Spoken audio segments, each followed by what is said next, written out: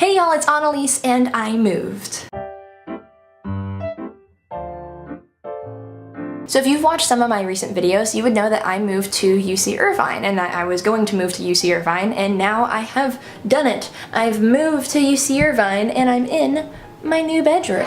And I decided that since I have moved, I wanted to do kind of a apartment tour, but not just any old good YouTuber apartment tour. I wanted to do a tour of this apartment for people who are looking to see what these apartments look like. So I'm living at the American Campus Communities in an American Campus Community, the ACC housing. It's called the American Campus Communities, but to say I live in the American Campus Communities, is that right English? Yes, so there are 4 different communities in the ACC. There's Vista Del Campo Norte, Camino del Sol, and Puerto del Sol, and I live in Vista Del Campo. I live in a graduate / upperclassmen section of this housing, and I live in a 2-bedroom private bathroom apartment. So that means I have 1 roommate and we each have our own private bathrooms in our private bedrooms. Now when I got accepted to Vista Del Campo and I knew that that was where I was going to be living for at least the next year, I went to the internet to kind of look for videos or resources to see what my house was potentially going to look like. On the ACC website for Vista Del Campo, it had just a few photos, and they were more like generic stock photos of this is a bedroom and this is a kitchen, but what I've learned is that every apartment is kind of different depending on what apartment you're living in. Whether it's a 4-person, whether it's a single, whether it's a double, it depends, and those pictures are very, very misleading. Sorry to break it to you, but they're extremely misleading and it's kind of not a lot like what the pictures are. So then I turned to YouTube to hopefully find some videos that were informational or like apartment tours, and even if it was just like a, hey guys, this is my apartment, this is my favorite pillow, I got it from Walmart 3 years ago, it means a lot to me, it's so great. Like even if it was a video like that, maybe it would have some information for me. And once again, YouTube failed me because the few videos that are online, which there aren't a lot, are either, sorry, not good, very shaky video, or focusing too much on the look at my belongings, which is fine, I'm not saying that's not fine, but it's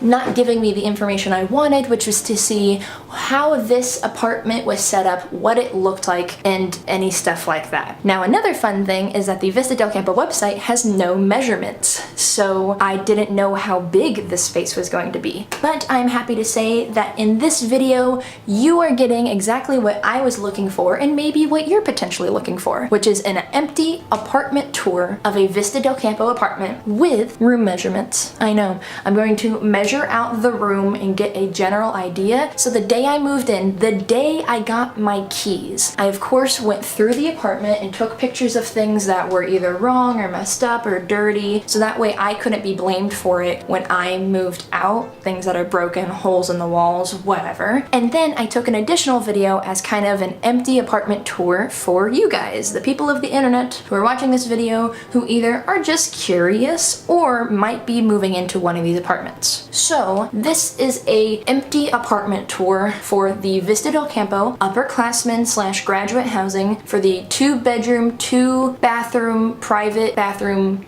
apartment. I am only showing you my room out of respect to my roommate. She does have a different setup room than me. In the future, I might ask her if I can take like a quick peek at her room if she's comfortable with that, but otherwise her room is different. These rooms are not identical, these bathrooms are not identical, but at least it might give you some sort of insight as to what these apartments were looking like, because when I opened the door on the day that I moved in, I was already really surprised. Without further ado, let's get into the empty apartment tour. Okay, so we walk in the front door and boom, we've got an entertainment stand that is in the living room where we have like a love seat, a chair, there's a coffee table in the middle, there's another table, and then there's an outside. I know it's fancy, it comes with an outdoors. There's a little patio. It's not really high-tech and or high security, so that's fun. But there's like this mysterious closet. Anyway, back into the living room. And you can see that there is the kitchen right here. It comes with 2 stools because they assume we do not have any friends and they only want us to have enough stools for the people living here. And it's on this little island, which is great. Then we have a fridge. We have a ton of cabinet space to put all of our snacks. Then there's a sink, which is real small. That's my hand for reference. And then if we look, we see counter space. There's a dishwasher. There's more cabinet space for more snacks. And then there's the living room. You know, really open concept, very contemporary. We've got a stove. We've got a microwave. And then we've got a laundry room. There's the washer machine, a shelving unit for, you know, washing machine accessories, and then a drying machine and a light switch, which turns on this vent that is super loud, so that's really great. Then we go back into the kitchen and we have a hallway, and that's my room, and that's my roommate's room down on to the right. There's 2 closets. This handle looks like it's supposed to turn. It just pulls, so it's a fun, exciting confusion. This is like the linen closet where you put linens and such with shelving. This is a coat closet, which you could put anything in. You can hang coats up. There's an attic up here. It's a good time for everybody. And then we see there's like a breaker box or something mysterious, a thermostat, my roommate's room, and my room, where all of the Magic the Gathering happens. And we've got a shelf, we've got some drawers, there's a bed in here, it comes with a chair. But let's start in the bathroom. This is a really big bathroom that has wooden floors for some reason. This is a combo bath shower mix, which is just cool. These are some really awkwardly placed shelves and a push to start toilet, or push to flush, because we are bougie here in Irvine. Underneath the sink, there is some cabinet space that just right now holds a lot of spider webs. And here I am, being all cute. Over to the right, we've got a medicine cabinet, and it's got these nifty little plastic shelvings in here so you can rearrange them. Maybe all your Flintstones vitamins are too tall. You just need to rearrange those shelves. Great. That's what I said. Here is the room. If we shut this door, we've got a corner and an outlet. Those are useful in the 21st century. Then you can see there's a bed here. Yours truly, voila. And then if we move over, we've got, once again, the chest of drawers. These are just very generic, average, you know, can put all your socks and things. These are cable materials, so a cable box, remotes.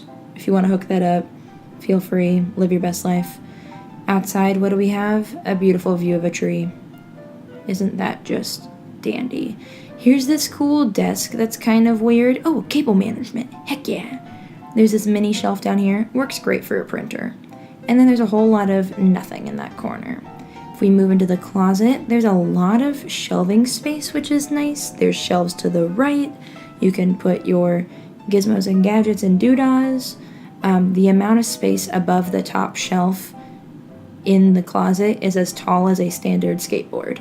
I know that because I measured it with my skateboard, which is actually a unit of measurement in Antarctica. Bet you didn't know that. Well, anyway, we look out okay, there's the bed, yeah. Nothing's glued to the ground, so you can move stuff around. That's the front door. This is my door we're walking through. Now we're in the hallway. Now we're in the kitchen living room combo, and say two.